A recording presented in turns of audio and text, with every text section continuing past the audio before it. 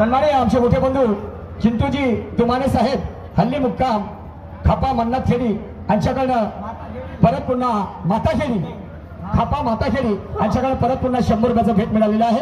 Party अत्यंत ऋणी आहे आणि म्हणून तर कोण कोणाला म्हणते बंधूनो याही पाठीमागे काहीतरी आधार आहे आणि शायरी ही अर्थानिशी होत असते. समजले की नाही?